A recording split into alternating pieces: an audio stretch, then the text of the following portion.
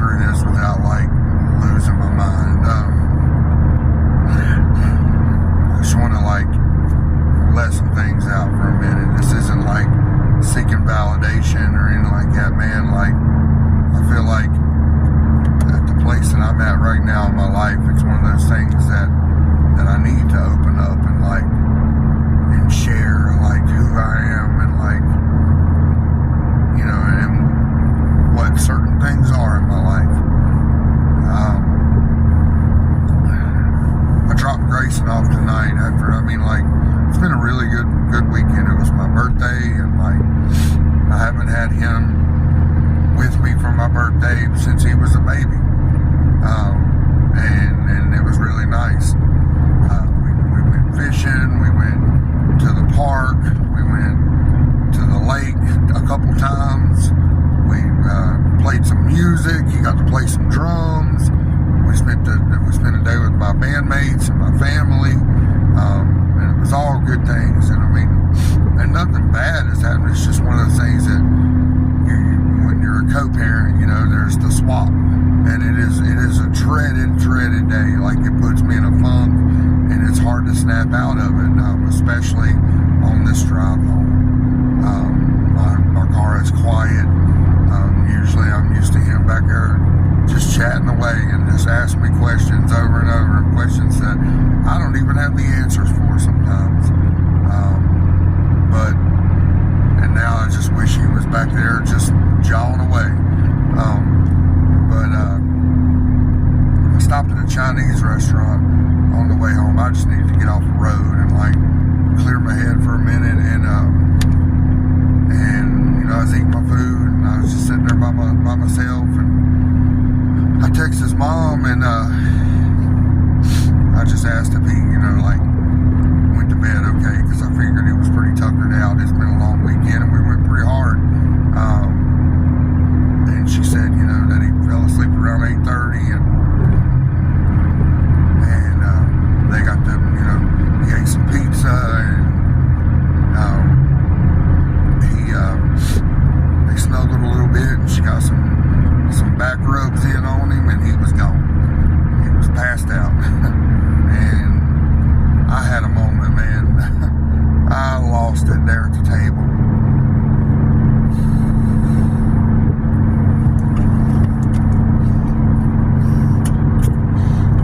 And it was just that feeling of like, I want to be there. I don't want to miss those things, ever. There's no part of me that wants to be away from that child. And I guess where it's like, I'm like 34 days sober, and I never really had a big problem with alcohol, but boy, I would smoke some reefer. And it took over. People say you can't get hooked on these things. Well, it just depends on the person. Like, you know, I guess I've got an addictive personality, and I guess when you're depressed and upset and just flat out angry at the world, you know, you're gonna lean on these things. And I don't think there was ever a moment that I was like, that I wasn't high and wasn't coming down or going up, one or the other. And it ruined my marriage. And I wish that his mom, things, you know, everything happens for a reason, but there's parts of me that just wishes his mom would see the man that I am now, and the dad that I am, and the man that I'm trying to be, and that's a better man. And whether it's music or what, you know, like, there's just things in my life that have just made me so upset. I put a lot into a music industry that just didn't give me a lot back. And here I am at 39 years old, and not really much to show for it. Not really much to say, hey, you know, I did, you know, other than memories, you know. And it made me very bitter, and it made me very angry, and it made me hard to be around during our marriage. I would take full responsibility for that always. And the bitterness just grew and grew and grew until it completely separated me from my wife. And in turn, it ended up separating me from my wife and my child and the home that we had. And you can sit and you can, do the shoulda, woulda, couldas all day long, but I know without a doubt that there's no part of me that doesn't want to be right there with them, watching that kid grow every single day and watching him become who he's supposed to be, but also being fulfilled and knowing that I have a family on both sides that love and trust me with everything they have. And like I said, I was sitting at that Chinese restaurant, and after reading that text, I was just sitting there like trying my best to keep it together, like holding my hand over my face and was literally bawling. I had 3 or 4 tables around me, and all of a sudden this Asian waitress who does not know me from Adam, she saw me and she just come up and she just hugged me. And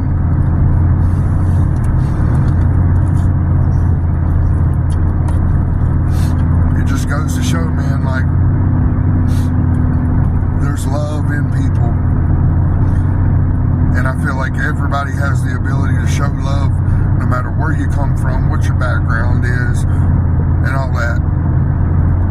And dark times are going to hit, and it's going to make you be bitter at the world and be angry at the world and be angry at yourself. But just don't let those angry times turn into things that ruin good things in your life. God is good, and I know that without a shadow of a doubt, that through all this running from God that I've done in my life of not being who I'm supposed to be and not being the man that He called me to be, whether it be a musician or just a good person, there's nothing that I could do on this earth that would separate me from His love. And as hurt and as upset as I am sometimes of this whole situation of having to drive to North Carolina and drive back and be lonely and be upset, I know that He's still here, and I know that He's got a plan for all this, and I know that one day it's all going to work out. And at the end of the day, I know my son is taken care of. There's not one thing I would ever say about my ex-wife as a mother. She takes care of that boy. She loves that boy. She misses him as much as I do whenever he's with me. I'm very, very blessed on the fact that I have an ex-wife that loves my son as much as I love him. But it's hard because when you start making changes in your life and you look back at the things that you've done and the things that you've been a part of that you shouldn't have, to have remorse and to have guilt and all that kind of stuff. But in my time of need,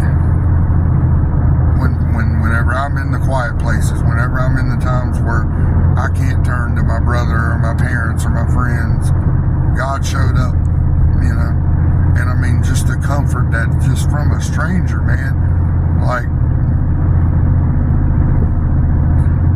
we have the ability to be good.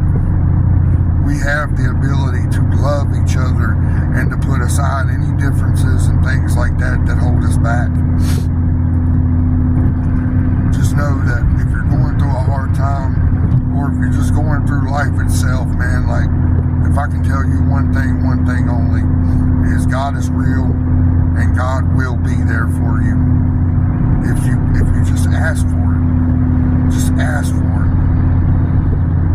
I think people put this stipulation on God, or they're afraid of what might happen, and we live in this world to where we can do anything and there's no repercussions. There is a fight going on daily right now for people's souls. And you can think it's real or not, but I know it's real. I believe in my heart that it's real. And I believe that in these wicked, wicked times, God is making himself known to people who didn't know him or may have known him and stepped away from it. In a time of need, God showed himself through a complete stranger who probably would, like, I don't know how well she spoke English, but I probably couldn't have explained myself to her or told her exactly what's going on. And she'd been able to, like, fully be there.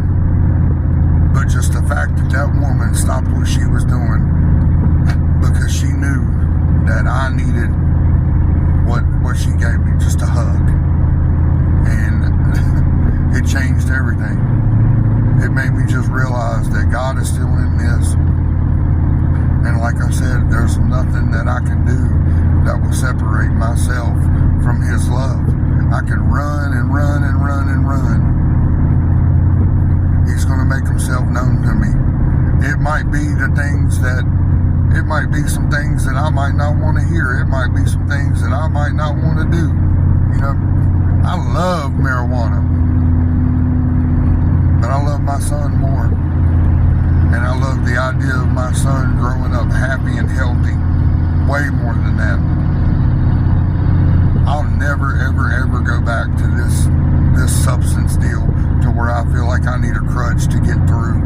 I'll never, ever, ever separate myself from God's love ever again. All I want to do now is just live for him and show people that life is bigger than what we make it. And sometimes you have to take this big life and you have to make it really, really small just to understand it. And some of the smallest things can mean so much. I'm really, really thankful for that tonight. So just find your peace, find what makes you happy, and run with it. Don't worry about the big things. If you're lonely, you'll find peace. If you're in doubt, you'll find peace. When people close doors on you, there's other openings. It's going to rain sometimes, and sometimes there's going to be a drought. But God is with us, and he's making himself known every day. I don't really have much more to say, but I just want people to know that if you're a friend of mine, or even if you're not a friend of mine, man, I love you. Reach out to me. You know, if you need a friend, you know, I'm here. I might not have all the answers, but man, I can sure pray pretty good. I done got to the point where God knows when I'm walking up on his doorstep.